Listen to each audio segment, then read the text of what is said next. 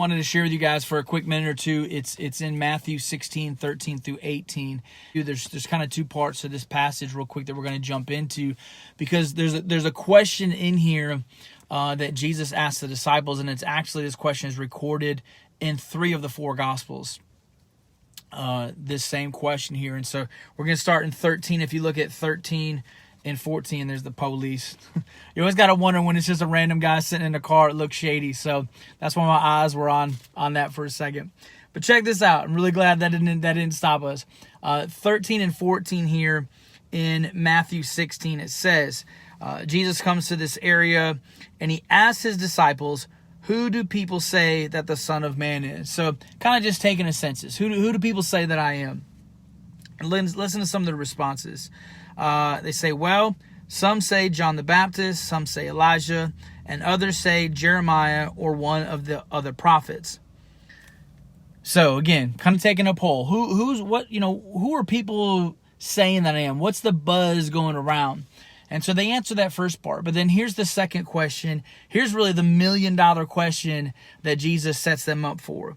It says here in 15, then he asked them, "But who do you say that I am?" So he changes it from who's everyone saying I am to now, what about you? Who are you saying that I am? And in that question, I think Jesus makes it personal, because it's very easy to kind of like, just, hey, what's the buzz going around? But now it's like, what about for you? What about for you, John Clover? Who do you say that Jesus is? So in that moment, it makes them think, do I believe that he's Jeremiah? Do I believe that he's... It makes that very relational. And I really believe that it actually separates. In that question, it separates people of who know about Jesus from those who actually know him personally. That's what that question does right there. So, but here's what's awesome. Check this out in 16. Simon Peter answered, "You are the Messiah, the Son of the living God." So he's the one that steps up first and says this. And then this is Jesus' response in 17. It says, Jesus replies, "You are blessed, Simon, son of John, because my Father in heaven has revealed this to you. You did not learn it from any human being." So let me stop right there. So basically Jesus is like, bingo, that's the answer that I've been looking for. And he tells them, you didn't learn that from any person. It's my Father. My Father in heaven is the one that revealed that to you. And so Jesus recognizes Peter gets it. You know what I mean? In that moment, it's like Peter is the one that truly stepped up and spoke truth in that moment. And it's because he knew Jesus. He didn't let other influences dictate who he thought Jesus was. He knew who he was. He had a personal relationship with him.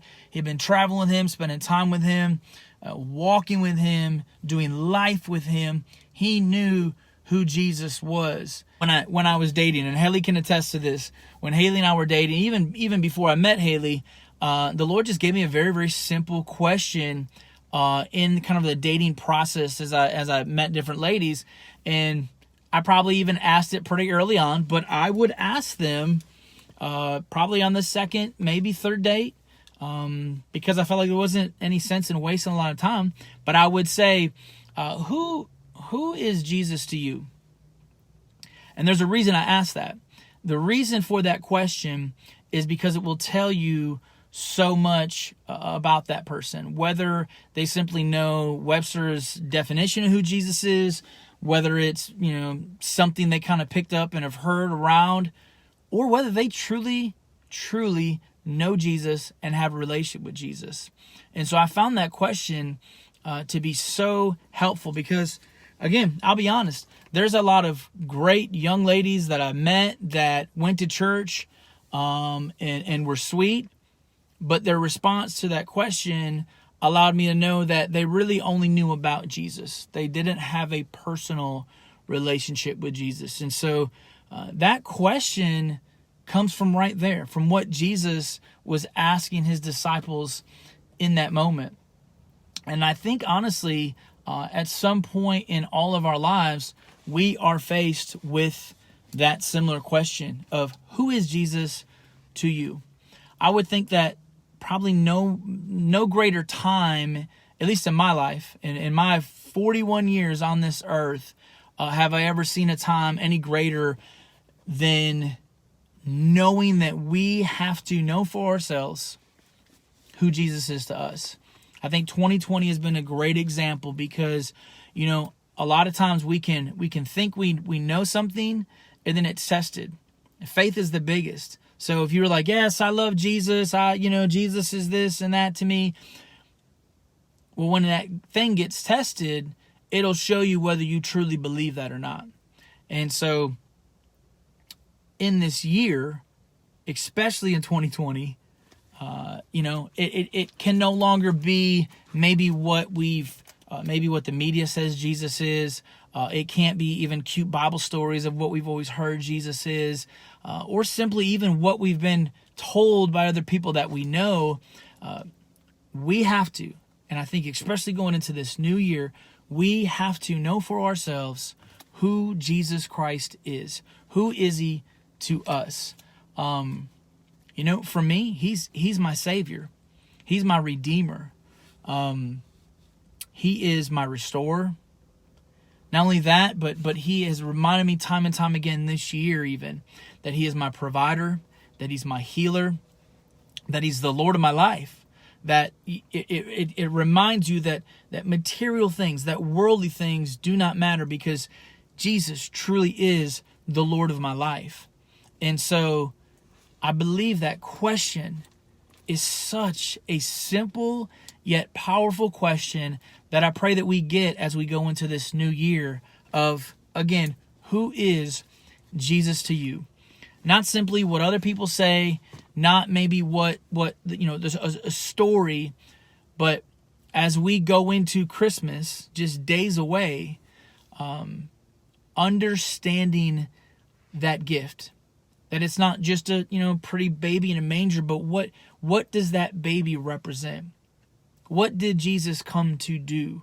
And when we get that, when it becomes personal, that wow, Lord, you are my Savior. You are my everything. I know that you are my healer, my provider. I know that you are my King, that nothing is above you. Then Jesus can look at you and say, that's what I'm talking about. That's the kind of person that I can build my kingdom with here on earth. That's the kind of person that will that I can use to go out into this world. And so, anyhow, I leave you with that going into this year with Christmas around the corner, ask yourself, who do you say Jesus is? And I pray that the definition that I use, those words don't merely just become words to us, but they're stamped on our heart, that we truly, with every fiber in us, that we believe that we know that that's who Jesus is, because times are coming when we will be tested even more in our faith. And we have to know for ourselves who Jesus is to us personally. So, love you guys. God bless y'all.